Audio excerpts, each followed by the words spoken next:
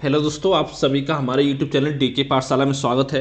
तो दोस्तों, जैसा कि आपने थंबनेल देख लिया होगा, दोस्तों मेरे पास कुछ बच्चों के मैसेज आ रहे हैं कि सर आपका एक ट्वीट वायरल हो रहा है जिसमें कहा जा रहा है कि जो आपका एनटीपीसी और ग्रुप डी का एग्जाम है वो आपका जून जुलाई तक आपका पूरा प्रोसेस जो कंप्लीट हो जाएगा और उनको ज्वाइनिंग दी जाएगी।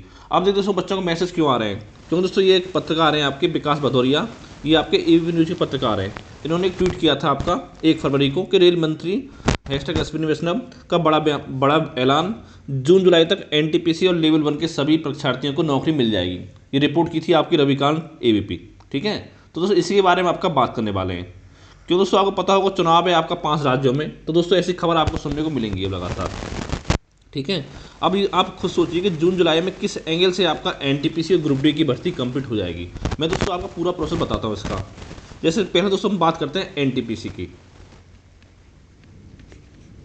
क्योंकि दोस्तों याद होगा आपका 16 फरवरी तक आपको जितनी भी शिकायतें वो आपको कमेटी के सामने सौंपनी है, जो भी शिकायतें हैं स्टूडेंट की। ठीक है, फिर जो कमेटी आपकी बनाई गई है 5 सदस्यों की, वो दोस्तों अपनी रिपोर्ट जो 4 मार्च तक अपनी रिपोर्ट सौंपेगी। 4 मार्च तक रिपोर्ट देगी अपनी। उसका दोस्तों क्या होगा, चलो मान लेते हैं आपको रिवाइज रिजल्ट जारी होता है एनटीपीसी का रिवाइज रिजल्ट, तो उसमें ये मांग चलो आपको 4 मार्च के बाद कम से कम आपका 1 वीक का समय तो लगेगा। यानी मान लेते हैं आपको 11 मार्च को चलो आपका रिवाइज रिजल्ट आ गया। ठीक है, उसका दोस्तों क्या होगा, इसका री एग्जाम यानी आपका इसका CB2 एग्जाम होगा। अब दोस्तों ये पता होगा लगभग आपका 3.5 लाख बच्चों को आपका लगभग इसमें शामिल किया जाएगा, एक्स्ट्रा जोड़ा जाएगा। और पहले जो रिजल्ट जारी हुआ था वो लगभग 3,84,000 बच्चों को जारी किया गया था।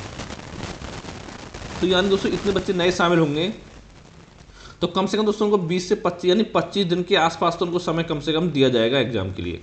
ठीक है, क्योंकि ऐसा नहीं कि आज आपने रिजल्ट जारी किया 10 दिन बाद आपका एग्जाम हो जाए। कम से कम मान लो 24-25 दिन तो कम से कम उनको दिए जाएंगे। अगर मान लेते 25 दिन का समय भी दिया जाता है, तो दोस्तों ये मांग चलिए कि आपका जो एग्ज़ाम है वो आपका 5 अप्रैल से पहले स्टार्ट नहीं होगा। चलो मान लेते 5 अप्रैल से स्टार्ट होता है तो वो आपका 9-10 अप्रैल तक चलेगा। ठीक है, इतना दोस्तों आपका CB2 हो गया। और फिर दोस्तों इसका जो रिजल्ट आएगा CB2 का, उसमें भी आपको लगभग 1 महीने का समय लगेगा मिनिमम बता रहा हूँ मैं। ठीक है, अगर आयोग बहुत फास्ट काम करे तब, तो यानी मांग चलिए कि 10 मई तक आपको रिजल्ट आ गया।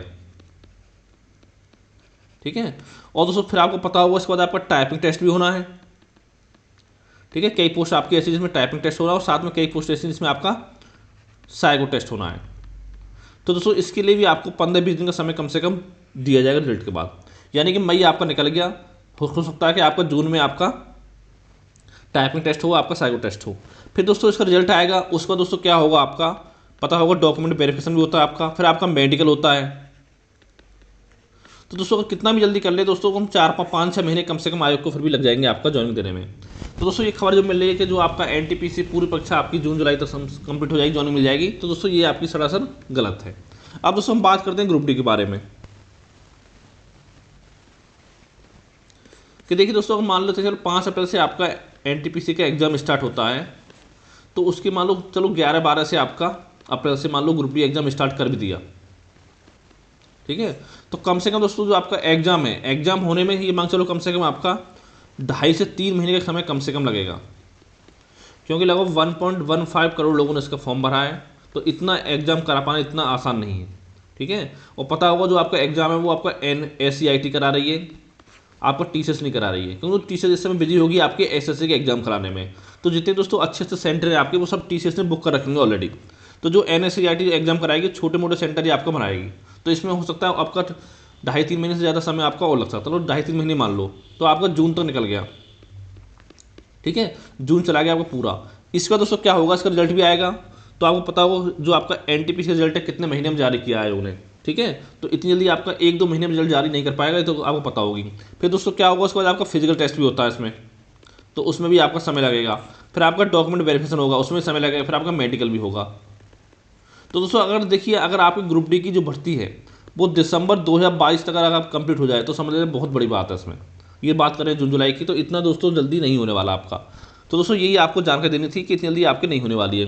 लेकिन साथ दोस्तों आपको ये कहना चाहूँगा कि जो भी स्टूडेंट आपका एनटीपीसी की तैयारी कर रहे हैं वो अपनी तैयारी अच्छे से करते रहें, क्योंकि दोस्तों जो आपका CBT2 एग्ज़ाम है वो दोस्तों पूरा चांस है कि आपका 10 अप्रैल के आसपास में आपका एग्ज़ाम स्टार्ट हो सकता है। ठीक है, तो लगातार अपनी तैयारी करते हैं। और साथ दोस्तों अगर आप मैथ और रीजनिंग पढ़ना चाहते हैं एनटीपीसी CB2 के लिए, तो हमारे चैनल को सब्सक्राइब करना ना भूलें। और साथ ही दोस्तों मैंने आपको पूरा लिस्ट बता दिया है कि किस तरह से आपको कौन सी बुक से पढ़ाई करनी है जिससे कि आपका CBT एग्जाम क्लियर हो जाए। तो उस वीडियो को आप जाकर देख सकते हो। तो थैंक यू फॉर वॉचिंग।